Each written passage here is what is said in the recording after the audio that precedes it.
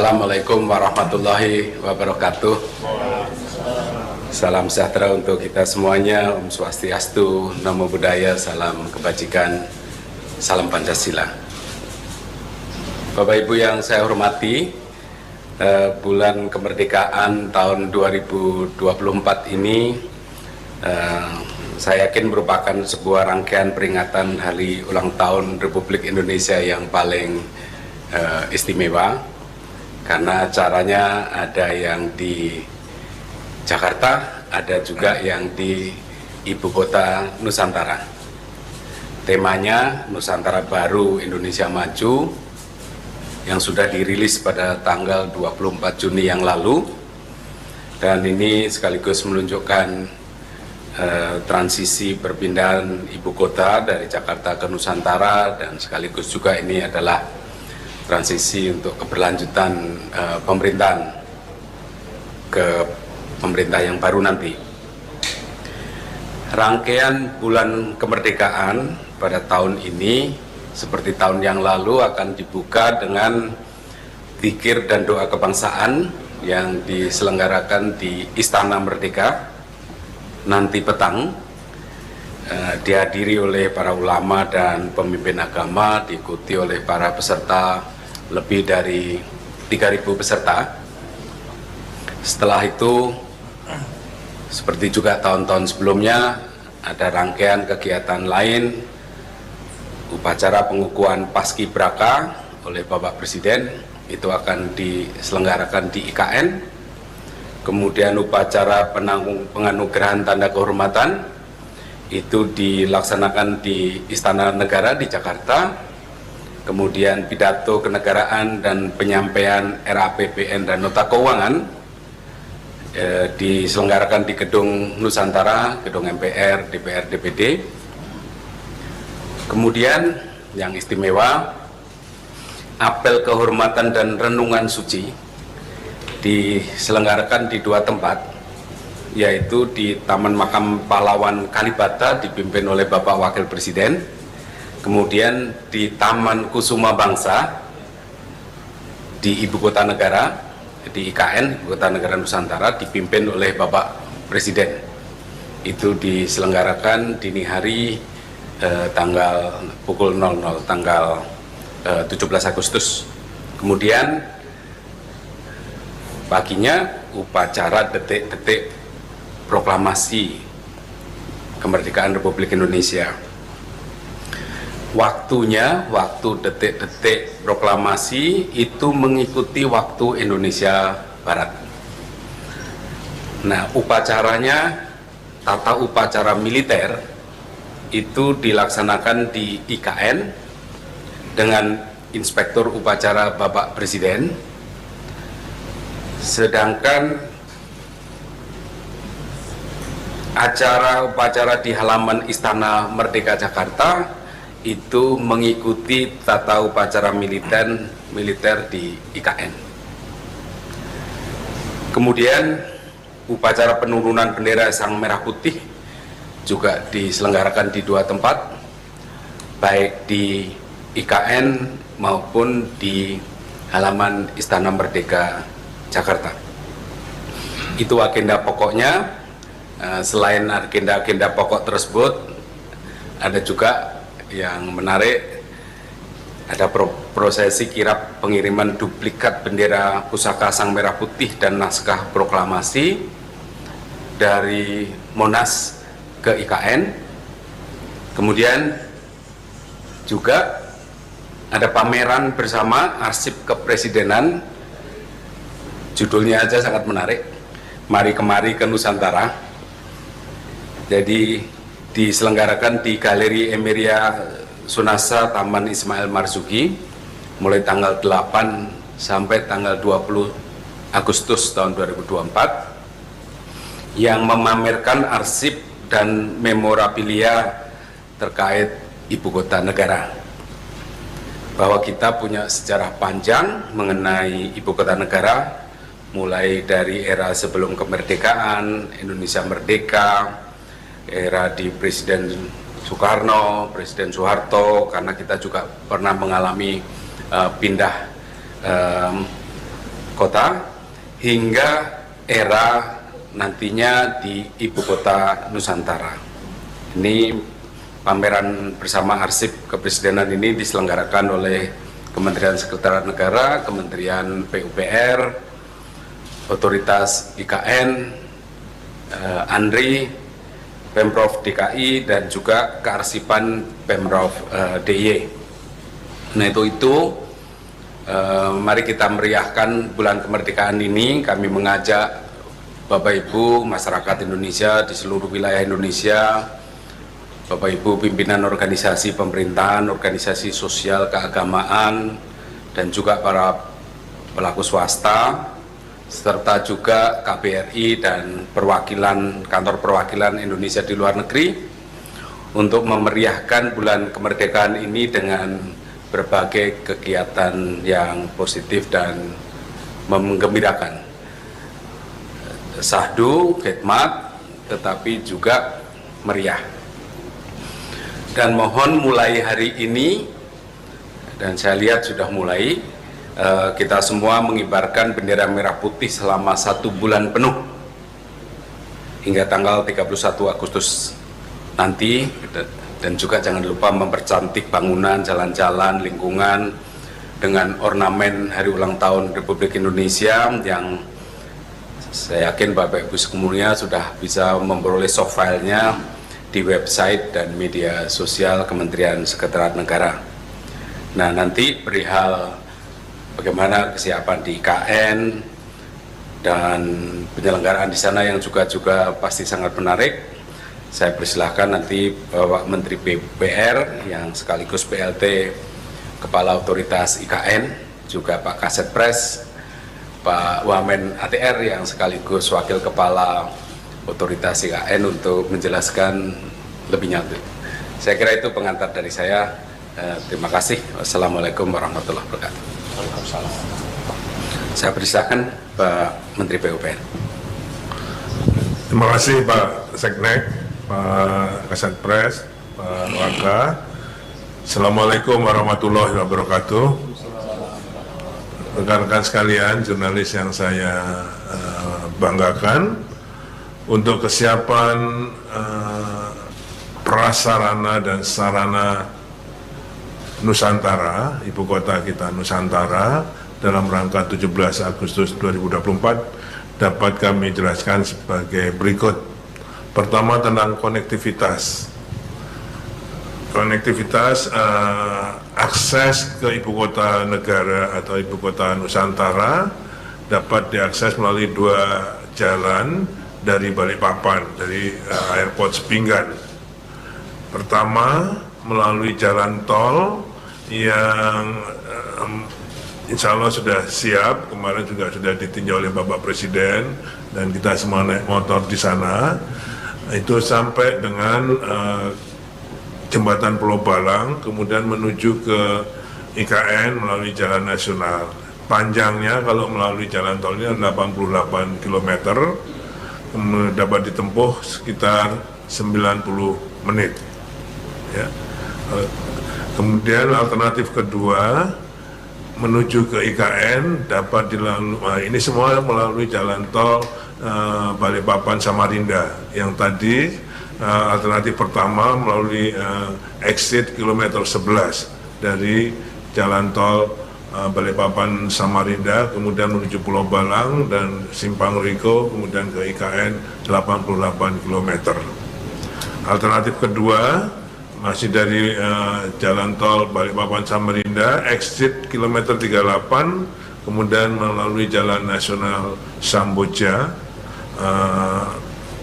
dengan waktu tempuh sekitar 150 menit, hampir 2 jam. Itu yang akses menuju ke IKN. Karena tamu dari Jakarta, mohon maaf karena bandara kita yang di IKN masih kurang 300 meter lagi untuk 2200. Targetnya kami waktu itu 2200 meter sampai dengan 17 Agustus. Tapi karena kondisi hujan waktu yang lalu, sekarang ini 24 jam kita kawal dengan TMC. Sehingga alhamdulillah kami 2 minggu di sana juga nggak hujan. Namun demikian sampai dengan tanggal 14 nanti kira-kira masih yang tadinya seharus 2.200 mungkin masih kurang 300 sehingga belum bisa didarati oleh pesawat, tapi dengan helikopter sudah bisa. Sehingga alternatifnya adalah dari Balikpapan ke IKN melalui 2 alternatif jalan tadi. Kalau jalan-jalan di kawasan kawasan inti di KIPP atau kawasan inti pusat pemerintahan tadi, tempat fokus penyelenggaraan upacara, kami sudah di sebagian jalan sudah 100% di aspal, kemudian dia itu di Sumbu Barat, Sumbu Timur, Grandi dan sebagainya. Ada tayangan tapi mohon maaf, sepanjang kira-kira 7 km itu sudah bisa dilalui untuk para tamu, termasuk untuk operasi autonomous rail transport ART. Itu nanti bisa dioperasikan di sana oleh Kementerian Perhubungan. Akses menuju Istana Negara. Jadi sana sekarang Istana Negara itu adalah yang di bawah yang Purnama Putih, kemudian istana yang Garuda adalah Istana Garuda. Itu kantor Presiden. Kantor Presiden diberi nama oleh Bapak Presiden Istana Negara, sedangkan Istana Presiden namanya adalah Istana Negara. Istana Garuda dan Istana Negara. Istana Garuda itu ada kantor Presiden di belakang yang Garuda, dan Istana Presiden itu namanya sekarang Istana Negara. Dapat dicapai melalui Sumbu Barat dan Sumbu Timur melalui gerbang istana. Semuanya sudah bisa terjangkau. Kemudian yang kedua tentang Istana Negara dan Istana Garuda. Istana Negara, lapangan upacara serta podium dapat digunakan untuk mendukung kegiatan upacara 17 Agustusan. Sekarang sudah mulai dipersiapkan tenda-tenda podium untuk upacara nantinya. Semua menurut kami untuk pelaksanaannya di Istana Negara sudah siap. Sekarang sedang dilengkapi dengan loose furniture, meja, lukisan, lampu-lampu yang memang ditangani langsung oleh Kemenseknek. Kami melakukan furniture yang fix, tapi kalau yang loose furniture lepas itu oleh Kemenseknek. Sekarang dalam tahap pengisian dan pemasangan. Mudah-mudahan nanti pada tanggal sebelum 17 Agustus sudah lengkap semua. Di Istana Garuda progresnya sudah 99%.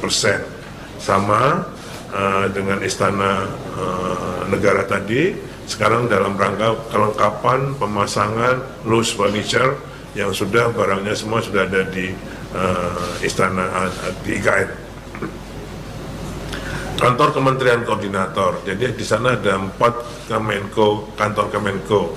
Masing-masing Kemenko ada 4 tower, jadi ada 16 tower di sana nanti. Sekarang progresnya lebih dari 80%. Kementerian Koordinator pertama AT1 akan dimanfaatkan dan selesai 1 tower. Kementerian Koordinator 2 selesai 1 tower dalam rangka 17 ya. Ini semua akan selesai pada akhir 2024 ini. Semua akan siap sampai September nanti. Koordinator 3 ada 2 tower yang akan selesai sebelum 17 ini, dan koordinator 3 tower. Masing-masing tower yang berfungsi tadi semua ada 2-3 lantai untuk menampung ASN dan petugas upacara. Jadi ada Kemenko 1, 2, 3, 4. Masing-masing 4 tower. Untuk 17 Agustusan, Menko 1 tower akan difungsikan. Kemenko 2, 1 tower difungsikan.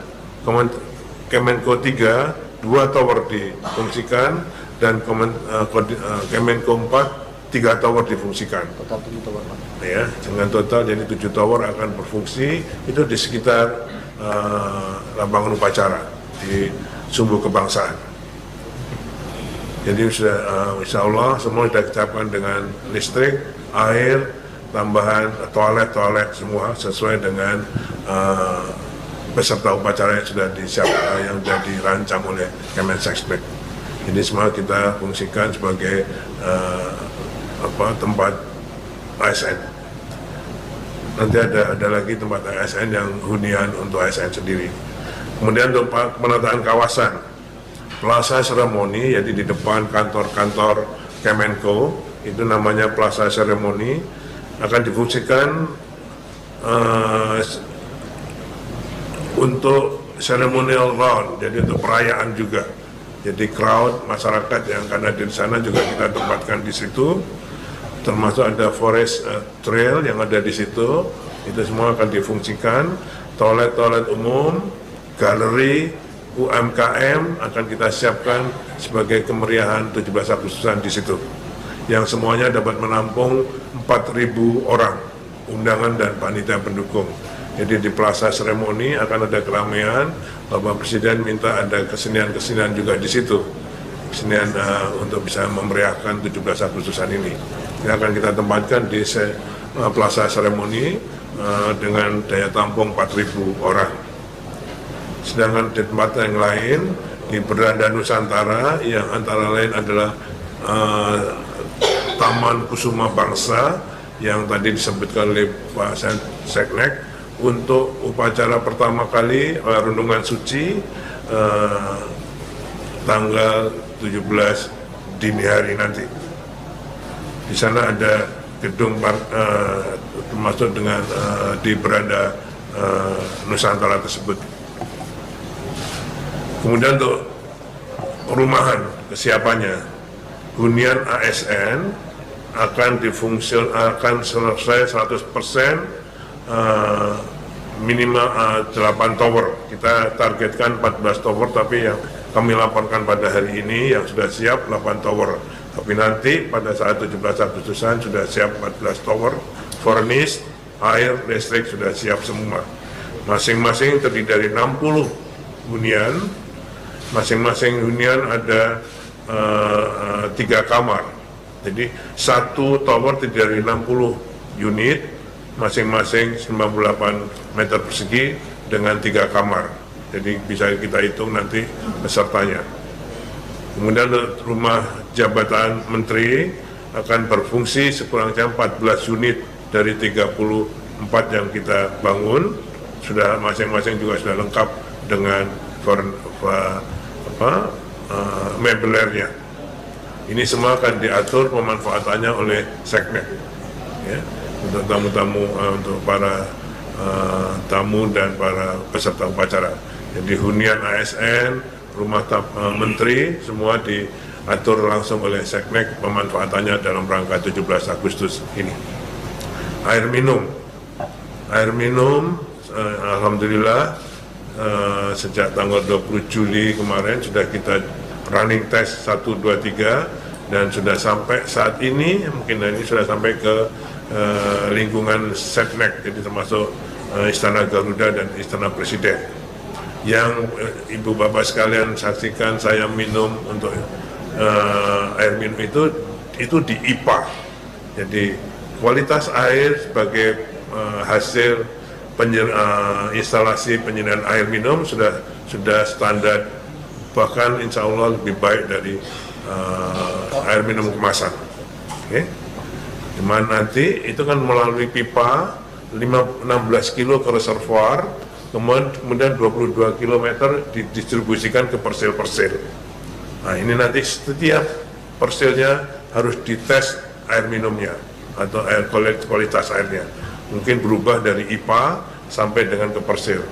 Kami harapkan tanggal 10-11 nanti saya akan minta Sukopindo untuk ngecek. Kalau yang kemarin baru dicek internal dari Balai Teknik Air Minum PU. Nah, nanti kalau untuk kebutuhan umum saya minta Sukopindo yang akan mengecek sehingga fair. Okay. Semuanya akan siap pada tanggal 17 Agustus insya Allah bisa air minumnya. Embung sebagai estetika suatu kota, selesai 15 embung. Kemarin yang ditinjau Bapak Presiden, salah satunya adalah embung dari KIPP untuk konservasi air. Ya. Jadi embung di sana selain untuk estetika kota, juga untuk konservasi air, dan sekarang dibangun sekitar 30 embung, tapi yang sudah selesai 100% ada 15, nanti akan diperbanyak lagi mudah-mudahan sampai dengan 60 embung. Itu bukan embung buatan tapi riparian. Jadi kita mengikuti kontur-kontur gali air, namanya riparian. Hanya kita bikin bendung sehingga bisa mewadai air yang ada di situ. Ya, jadi itu embung riparian. Jadi bukan kita gali, kita bikin bendungan, enggak itu, tapi mengikuti alur-alur sungai yang ada di situ. Saya kira itu Pak yang kami bisa laporkan. Intinya bahwa prasarana siap untuk dilakukan pelaksanaan upacara 17 Agustus 2024 ini. Terima kasih. Terima kasih Pak Menteri PU. Jadi memang untuk penyelenggaraan upacara ini sekaligus mendorong kita untuk percepatan penyediaan infrastruktur, dan seperti yang Bapak Ibu dengarkan dari penjelasan Pak Menteri PU, banyak sekali pernek-pernek yang harus disiapkan. Walaupun demikian, kami tegaskan bahwa kita tidak bisa membuka peserta upacara 17 Agustus dalam jumlah orang yang terlalu banyak dari luar, sebab infrastruktur perhotelan di IKN sangat-sangat terbatas, kemudian jalur transportasi, maksudnya jalan, juga tidak bisa menampung volume kendaraan yang terlalu banyak, dan juga kita harus memikirkan juga transportasi di internal IKN, parkir, dan lain-lain. Dan oleh karena itu kami mohon pengertian dari Bapak Ibu semuanya bahwa kita tidak bisa memfasilitasi kepesertaan peserta upacara HUT RI di IKN dalam volume yang banyak, jadi kita akan sangat-sangat terbatas. Saya persilahkan Pak Kasetpres untuk menjelaskan. Terima kasih yang terhormat Pak Menteri Sekretaris Negara, Pak Menteri PUPR, dan Pak Wamen ATR, rekan-rekan sekalian. Yang pertama, kami ucapkan terima kasih atas dukungan dari Kementerian PU. Seluruh sarana prasarana sudah siap untuk dilakukan kegiatan rangkaian upacara 17 Agustus. Yang berikutnya adalah tadi Pak Mensesnek menyampaikan bahwa semua ada keterbatasan, maka dari itu di IKN maupun di Jakarta upacara penyelenggaraan 17 Agustus dengan undangan. Kurang lebih yang di IKN itu kami mempersiapkan 1.000 di pagi hari dan sore hari 1.000, plus yang 380 adalah di Menhor. Untuk di Jakarta 1.500 pagi dan 1.500 sore. Tadi Pak Menteri PUPR menyampaikan ada tambahan lokasi di Plaza Seremoni, itu di antara lapangan hijau dan gedung Menko ya Pak ya. Nah itu kami persiapkan juga kurang lebih 1.500 nanti menggunakan tenda-tenda, dan rekan-rekan nanti yang diundang atau masyarakat bisa juga menyaksikan dari sana. Yang tidak tertampung tentunya di IKN, kami mengharapkan bisa diundang juga di Jakarta. Jadi acara 17 Agustus nanti pada tanggal 17 ada di 2 tempat. Tata upacara militer berada di IKN, dimulai pukul 11, dan tentunya disesuaikan dengan waktu Jakarta adalah pukul 10. Apa yang akan dilakukan di Istana Jakarta adalah tambahan hiburan. Jadi nanti dikombinasikan, teman-teman bisa lihat di media, antara Jakarta dengan IKN itu tetap menyambung dan waktunya semuanya bersamaan, tetapi nanti dimulai susunan acaranya itu 8.30. 8.30 itu mulai acara kegiatan hiburan, TUM nanti diambil alih pada pukul 11 atau pukul 10 waktu 00 waktu Jakarta. Bapak Presiden dengan Bapak Presiden terpilih akan berada di IKN dan Bapak Wakil Presiden dan Wakil Presiden terpilih berada di Jakarta bersama undangan yang lainnya. Para menteri nanti atas arahan Pak Mensesnek terbagi dua, yang tadi kami sampaikan, mohon dimaklumi semua adalah sangat terbatas. Terkait rangkaian tadi Pak Menteri sudah menyampaikan, saya tidak mengulangi, mulai dari tanggal 1 sampai tanggal 17 kita penuh dengan kegiatan semarak dan ulang tahun Republik Indonesia. Dimulai malam ini adalah zikir kebangsaan di Jakarta dan dimulai dari Jakarta nanti diakhiri di tanggal 17 di IKN dan tentunya Jakarta. Tadi rangkaian sudah disampaikan, nanti kalau ada pertanyaan kami akan menjawabnya. Kami kembalikan ke Pak Menteri. Masih. Terima kasih. Jadi sekali lagi saya tegaskan peserta upacara di IKN sangat-sangat terbatas dan diprioritaskan untuk masyarakat lokal di Kalimantan Timur, di kabupaten sekitar dan juga dari Balikpapan dan Samarinda, karena begitu kita PPU tentu saja di situ, karena kalau pesertanya jauh dari luar itu artinya butuh transportasi, butuh akomodasi dan seterusnya, baik transportasi antar kota, transportasi di internal Kalimantan Timur dan semuanya itu dengan segala keterbatasan. Jadi kami mohon dengan maaf sebesar-besarnya Bapak Ibu yang berminat untuk ke IKN ini harus menahan diri tahun depan saja gitu, karena ini akan sangat-sangat terbatas dan kita mayoritas peserta upacara yang jumlahnya kelihatan cukup besar itu mayoritas adalah masyarakat lokal karena sekali lagi infrastruktur yang sangat terbatas. Pak Wamen, barangkali ada tambahan? Cukup, terima kasih. Kalau gitu ada pertanyaan barangkali, silakan.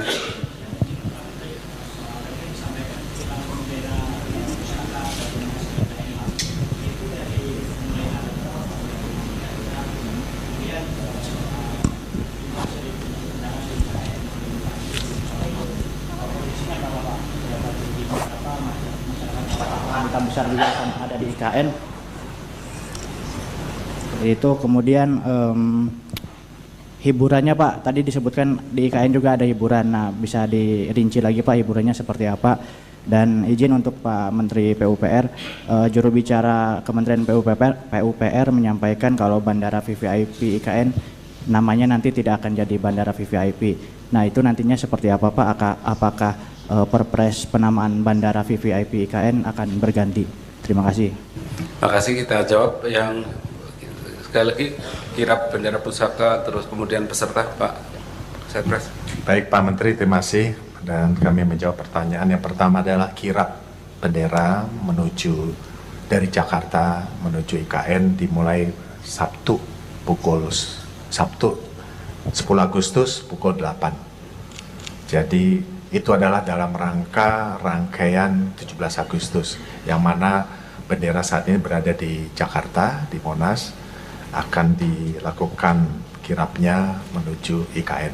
Dan nanti di tanggal 17 langsung disimpan di tanggal 10 itu, tanggal 17 nanti bendera tersebut akan dikibarkan pada saat tanggal 17 Agustus pukul 11.00.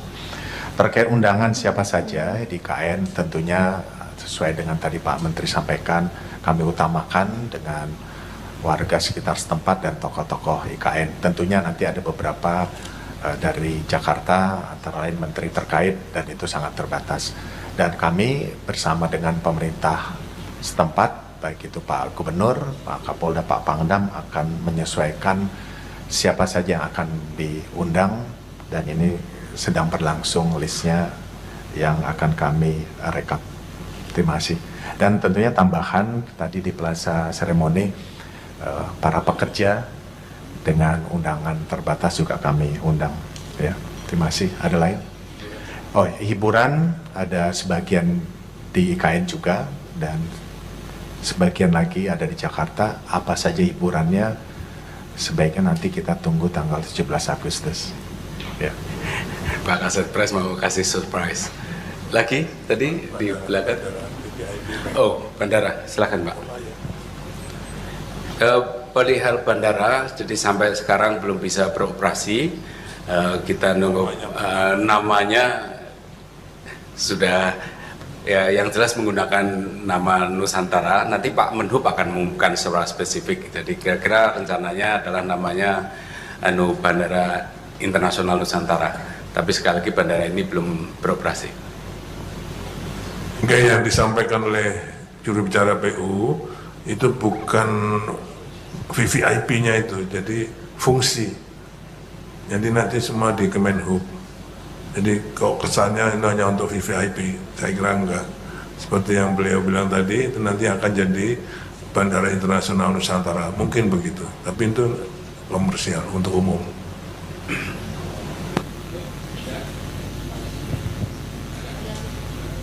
Pak, izin bertanya. Pertama terkait dengan pendaftaran untuk peserta upacara baik yang di Jakarta maupun yang di IKN, apakah dibuka untuk masyarakat umum seperti tahun-tahun sebelumnya? Kalau misalnya iya, nanti apakah pendaftarannya online seperti biasa atau bagaimana dan tanggal berapa gitu masyarakat mulai mendaftar? Kemudian pembatasannya bagaimana Pak pesertanya, baik untuk yang di Jakarta maupun yang di IKN untuk masyarakat umum.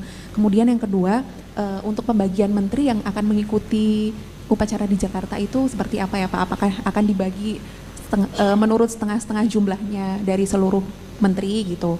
Kemudian yang ketiga Pak, terkait dengan penulisan waktu, kalau misalnya untuk dimulainya rangkaian acara dan upacaranya itu kita menurut WIB atau WIT gitu, atau memang masing-masing gitu Pak? Terima kasih. Jadi saya mulai dengan yang terakhir. Detik-detik proklamasi mengikuti waktu Indonesia Barat. Jadi pukul 10 waktu Indonesia Barat, artinya pukul 11 waktu IKN. Itu yang detik-detik proklamasi. Kemudian tentang peserta, kalau itu peserta di IKN adalah by invitation, undangan sepenuhnya. Jadi mengapa? Karena memang ini sangat-sangat terbatas, kapasitas infrastruktur pendukungnya tidak mungkin untuk membuka luas, apalagi yang membutuhkan penginapan, transportasi antar kota dan lain-lain. Nah, mengenai kepesertaan di ISMER di Jakarta, itu pada prinsipnya kita seperti dulu. Pak Kasat Pres silahkan untuk menjelaskan. Ya, tadi kami sampaikan untuk di Jakarta itu 1.500 pagi dan 1.500 sore. Tentunya kemudahan itu kami berikan kepada masyarakat dan ada waktunya dan tidak terlalu banyak juga, yaitu kurang lebih 1.000 pagi hari untuk masyarakat dan 1.000 sore. Jadi nanti yang mana yang first in first out, yang mana yang lebih cepat mendaftar itu yang bisa mendapatkannya. Sekali lagi saya mohon maaf karena semuanya adalah keterbatasan. Kami kepanitiaan melakukan kegiatan ini di 2 tempat. Ya, terima kasih. Mungkin boleh saya tambahkan, mohon maaf Pak Mensesnek, kemarin pertemuan dengan Pak Gubernur, Wali Kota Samarinda, Wali Kota Balikpapan dan Bupati PPU itu masing-masing akan mengundang beliau-beliau yang bertanggung jawab karena butuh transportasi dari PPU, dari Samarinda, dari Balikpapan gitu kan. Itu butuh transportasi, nanti beliau-beliau yang akan bertanggung jawab termasuk logistiknya.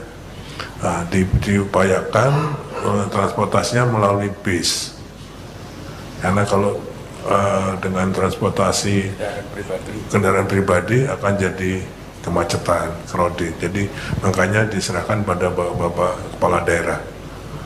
Mungkin masing-masing misalnya 200 atau 250 orang gitu. Kemarin kesepakatannya, tapi belum final. Nanti akan dilaporkan pada Pak Seknek. Tapi intinya akan dikelola oleh bapak-bapak kepala daerah, karena harus menseleksi masyarakat adat, Kadinda, ya kan, pengusaha, Kadinda, HIPMI, Kapensi, tokoh agama, tokoh adat, itu beliau-beliau yang tahu, terutama untuk transportasinya. Akan diseleksi oleh Pak Kapolda, dari mana startnya, itu supaya masuknya diatur, jamnya kan diatur, kalau enggak macet. Jadi masih di dalam simulasi. Terima kasih. Oke, terima kasih Bapak, Ibu sekalian. Saya kira cukup. Ada lain? Enggak, udah kebanyakan. Oke, apa singkat, Mas? Pak, Silakan. Rangga dari Antara, Pak, mohon izin. Apakah dapat dijelaskan lebih teknis lagi, Pak, mengenai kirap, Pak? Apakah nanti dari Monas akan langsung ke IKN atau melalui istana dulu? Dan apakah ada pawai dan sebagainya? Lalu siapa yang akan membawa bendera itu dan akan diterima oleh siapa, Pak? Kemudian yang kedua, Pak, apakah kami dapat mendapatkan rundown detailnya, Pak, mengenai pelaksanaan setiap kegiatan dalam bulan kemerdekaan ini? Terima kasih.